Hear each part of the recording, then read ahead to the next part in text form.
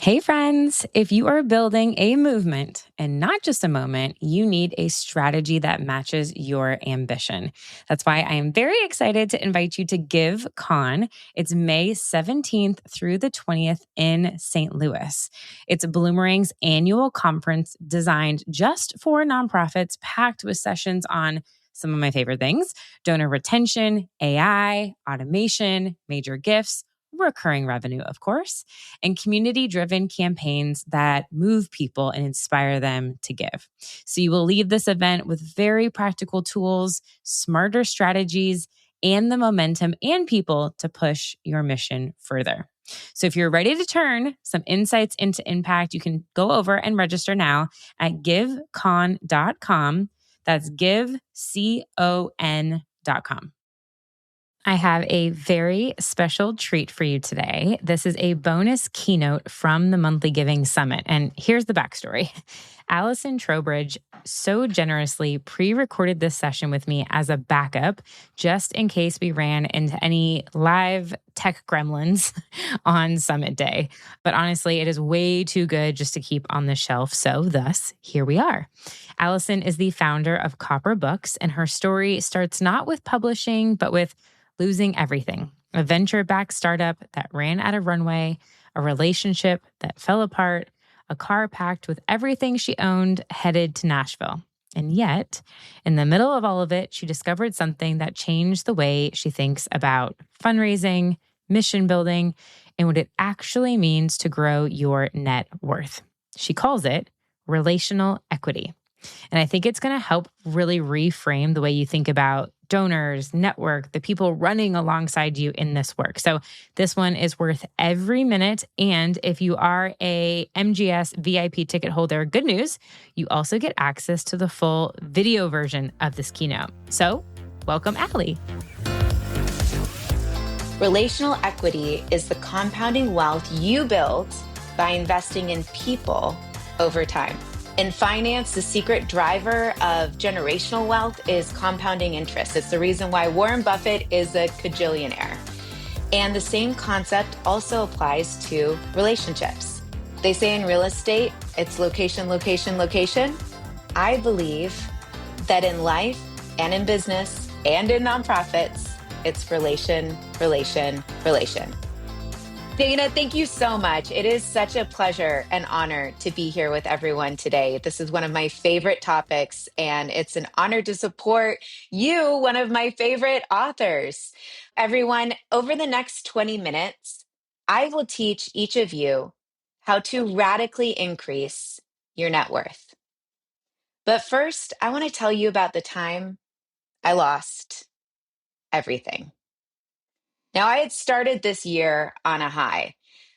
My venture-backed startup had just launched a social media app for book lovers, and we were being featured in Forbes and TechCrunch and on the homepage of my mom's Instagram account. My Silicon Valley dreams of startup success were all coming true. And this was especially special for me because I actually got my start in the nonprofit world. I had worked in the anti-trafficking movement for most of my 20s, and I saw a number of books lay the foundation for that entire global movement. I published a book while I was in business school, and in the process of publishing, I saw all of the challenges that existed for other authors and aspiring authors. And I knew the power of books to scale social movements. So I set out to start the sort of company I wished had existed at the start of my author journey. But now, even though I had gone from having millions in the bank and building an entire team, I went out to raise our next round of venture funding. I would pitch VC after VC, and I would get rejection after rejection. You see, the markets that year had tanked, and my stress was at an all-time high, but I knew in my bones that we were going to get a miracle. Every single day, I felt like I was staring down this ticking time bomb until one day, those red digits representing our funds running out went to zero. I got a phone call from my CFO, and he said, "Allison, you realize your last day is on Friday." I had not realized. I had spent so much time focusing on every other, and many of you who have employees know this. I was so focused on every single salary that I hadn't even paused to worry about my own.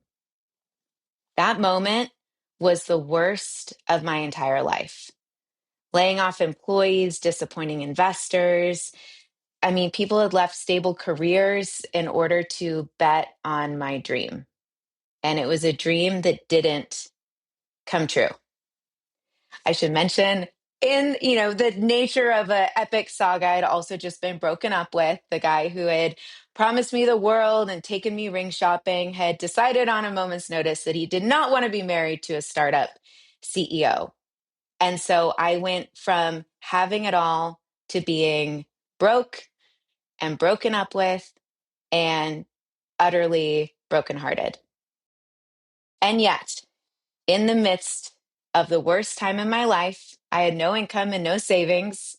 I lost my house in LA a month later. I put everything I could fit into the back of my car and the rest into a storage unit. In the midst of all of that loss, what I did have was my people.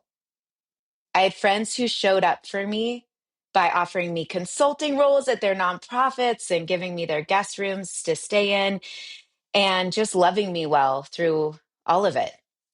Now, I want to introduce you to one of those friends, my best friend, Jeannie, who's a TV host in LA who hates cars, hates road trips, and offered to drive halfway across the country with me on my move to Nashville. Literally everything I owned in the back of that car. Why Nashville?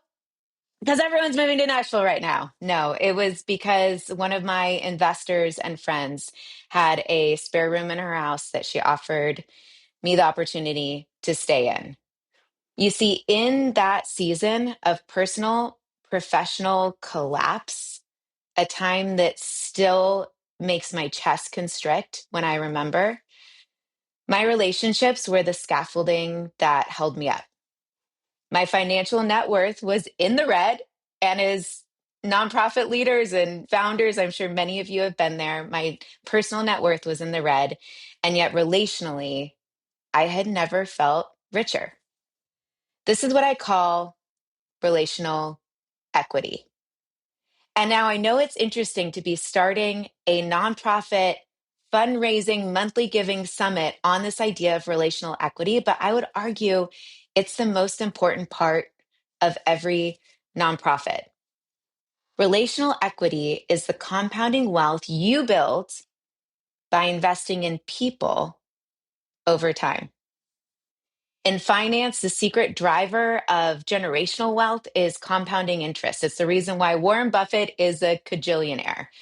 And the same concept also applies to relationships. They say in real estate, it's location, location, location. I believe that in life and in business and in nonprofits, it's relation, relation, relation. Now, without relational equity, what are the stakes here? Without relational equity, we live lives of loneliness and isolation.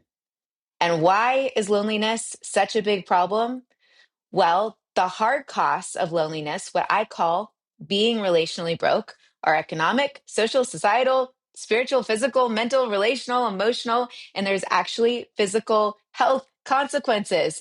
And I know all of you working so hard in these meaningful causes have gone through seasons like I did of feeling lonely and isolated. The US Surgeon General says that loneliness is a new public health crisis. So you want to talk about a cause that we all need to focus on. It's equal to smoking 15 cigarettes a day and shortens your life expectancy by up to 15 years. So what I'm basically saying is that when it comes to relational equity, your life is at stake. But in all seriousness, especially when it comes to building relationships and building a mission, your network is your net worth. And this idea I actually learned this concept when I was 22. I was working in the anti-trafficking movement. I was fresh out of college, bright-eyed, bushy-tailed, ready to change the world.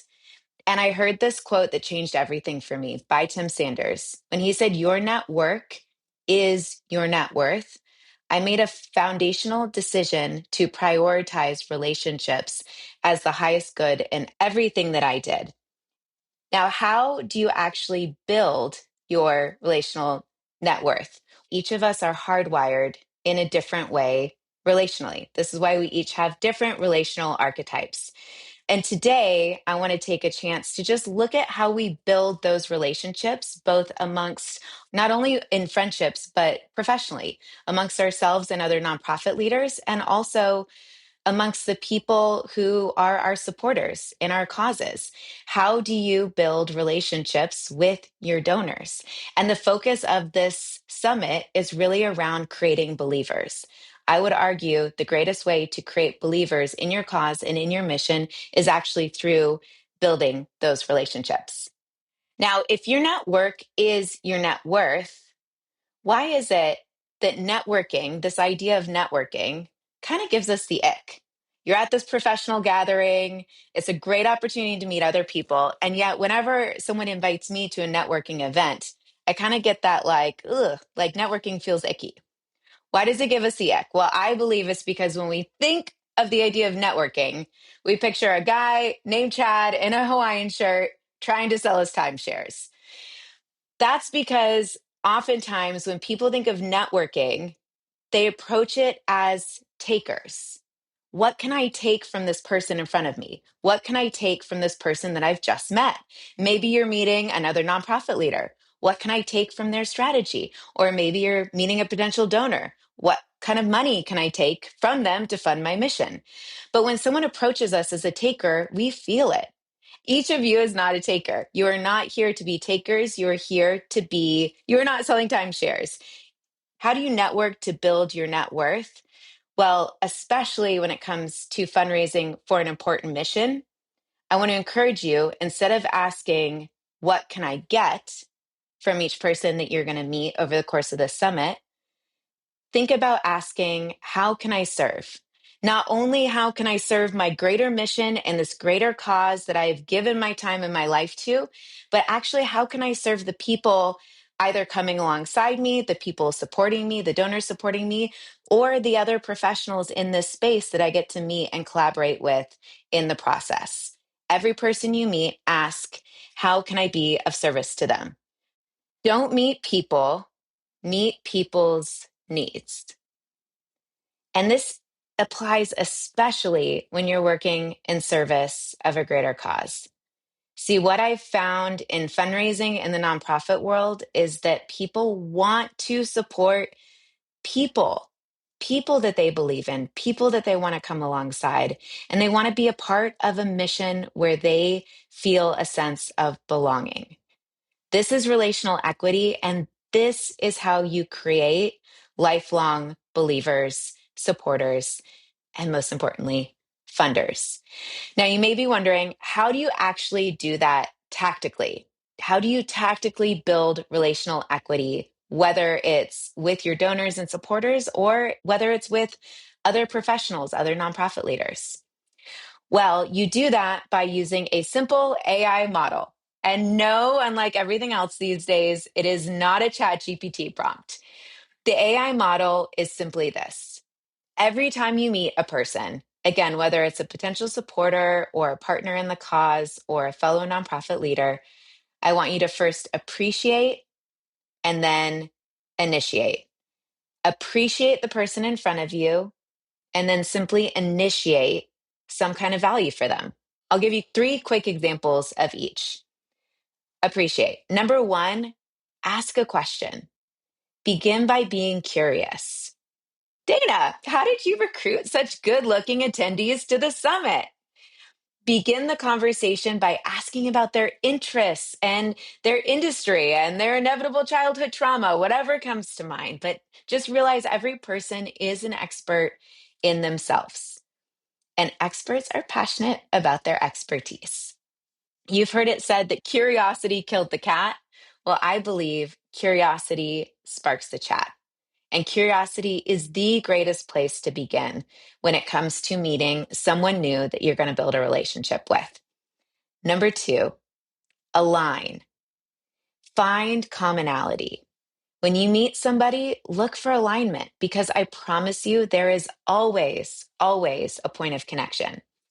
I bet you every person you're going to meet at the summit loves nonprofits and loves great speakers and loves good books and thought leadership and podcasts and reimagining how to scale social movements. Friendship takes root in common ground. And that's where you can build the long term collaboration, the trust, the friendship to actually find your people so that you can sustainably do this work without burning out and support others in their work as well. That sense of common ground, it's the moment when you meet someone else and you think, me too. I feel that way too. I've had that same experience. So every new person you meet, appreciate the person in front of you by looking for alignment, looking for that common ground. And then number 3, affirmation.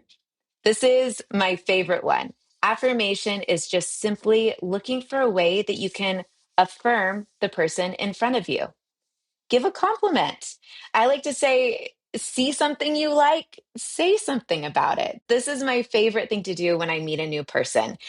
Dana, I love your book, The Monthly Giving Mastermind. I am totally unbiased. What is a compliment? What is something that that person intentionally put time, thought, energy into that you can take a moment to appreciate by affirming? Because everyone loves a thoughtful compliment. I believe compliments are the currency of connection. Now, if we had more time, I would make you all come off mute right now and go into breakout rooms and simply practice giving a compliment to one of the other people that you see. But we're going to save this for a later time. But I would challenge you next time you meet someone new, begin the conversation just by commenting on something you like. I like your blank. Fill in the blank. It could be hair, shoes, rocket launcher, whatever you see. Just say something kind about it because that creates that moment of connection. Everyone loves to feel seen and appreciated. Now, I will tell you, I have received compliments 20 years ago that still make me smile to this day. For example, my first car when I was 16 was a bronze limited edition 93 Mercury Tracer. I'm sorry. Wait, that's the car I wanted, the picture you see on the screen. That is the car that I got. That is my 93 Mercury Tracer. Shout out to my dad who nicknamed it the Humbler because he said that this car humbled me. Now, I would drive this bronze beauty around downtown with the windows down, and I would have people literally yell at me from the corners of the street, "Nice car!"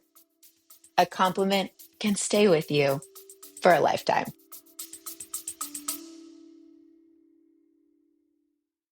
We are in a world hungry for change, and nonprofit impact matters more than ever. Yet every day, you're asked to do more with less time, fewer resources, and tools that weren't built for the way nonprofits actually work. But what could you do with more? That's the promise of Bloomerang. They are a trusted giving platform built for purpose. Bloomerang integrates fundraising, donor, and volunteer management into one really intuitive platform. It really connects your data to reveal real opportunities, showing you who's ready to give, when to reach out, and how to deepen every single relationship. So instead of juggling a bunch of systems, you're building momentum. And instead of guessing, you're truly guided by insights. And we're not settling for good enough anymore. We're raising more, retaining more, and inspiring more generosity year after year. When tools are built for a purpose, your mission truly goes further.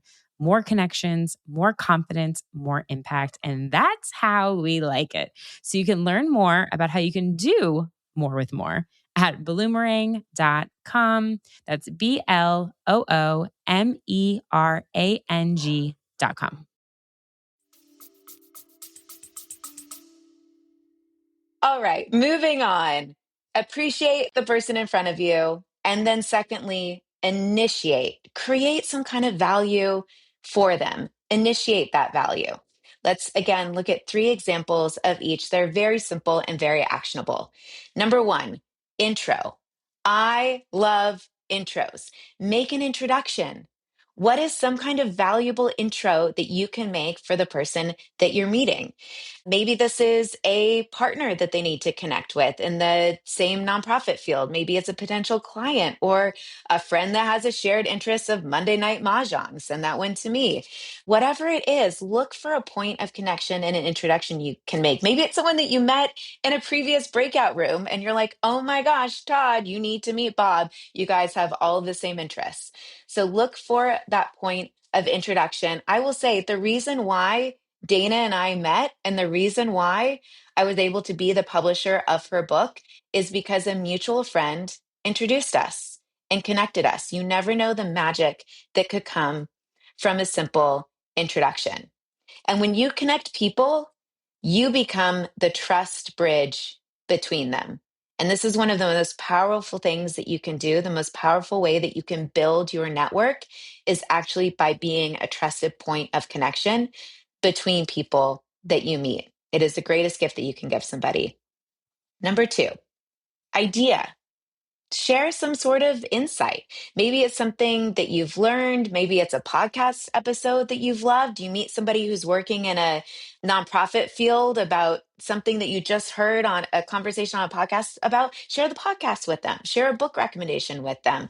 I like to say I'm a walking, talking book recommendation machine because it is a way to offer free, immediate, high value, like something of high value to the person in front of me.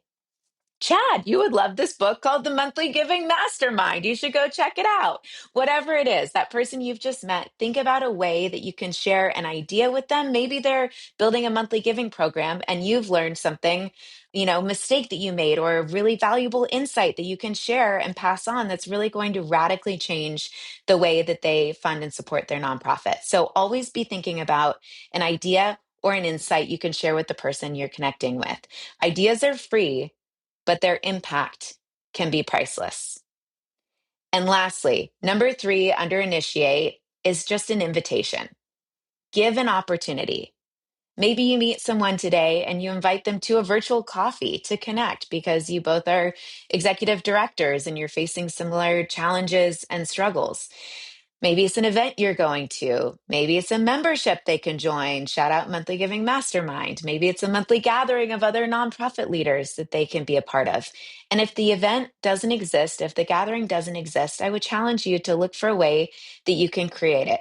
I'm a big believer that we should build the kinds of tables that we want to sit at and then pull up some chairs for others. And that's why I love gatherings like this virtual event because it's an example of Dana creating the sort of event that she wanted to be a part of. And I would encourage each of you to do the same. Now, let's do a quick recap. I know I threw a lot of information at you, but the way you build relational equity with someone that you're meeting for the first time, again, whether this is a fellow collaborator in the movement, another nonprofit leader, a professional contact, or someone who you're hoping will serve and support your cause, begin by appreciating the person in front of you. Ask a question, align shared values, affirm, give a compliment, and then initiate some kind of value for them. So instead of being a taker, you're being a giver. And the thing that you can initiate, that's an introduction. It could be an idea, an insight, like a book, a podcast, an article you read. And lastly, an invitation. What can you include them in? What can you invite them to? Now, going back to my personal story, I eventually relaunched my company, Copper, and we went back to our roots, my initial vision when I started so many years earlier of being a publishing house. And actually, Dana's book, The Monthly Giving Mastermind, was one of the very first books that we published, which was so incredible. We've gone on to sign iconic founders, release USA Today bestsellers, and we even published our first children's book in the fall. And I will say here that writing a book is the greatest way to build your relational equity at scale. So if you are a leader, a founder, and you want to increase your thought leadership and you want to scale it and you want to create that sense of trust and relationship, if you want to make believers of your followers, writing a book is the best way to do it. And our company exists to serve and support those aspiring authors by helping them publish their stories and scale their impact through having a book. But so many of my authors, when it comes to publishing their book, they get anxious about their book launches and whether people will show up for them. And what I always tell them is to begin by being a good literary citizen. So instead of your book's about to come out or it's coming out in the next year or two, instead of stressing about who's going to support you, begin by looking for other people, other authors in the space that you can support. That's what it means to be a good literary citizen. Who can you be posting about? Can you be showing up for? And I would encourage each of you to be a good nonprofit citizen, to look for other leaders in the space, other causes, other movements that you can be championing and supporting. So you're not always just looking for who's going to support me, but actually, how can I be of service and support the people who are running alongside me in this space, and do so in a really meaningful, thoughtful way. So look for ways you can be of service. And then, this is again a quick shout out to Dana and her book, The Monthly Giving Mastermind. This is such a perfect example of building that relational equity at scale. We launched this book with her very first monthly giving summit. And for some of you, you would have joined almost 2 years ago at that.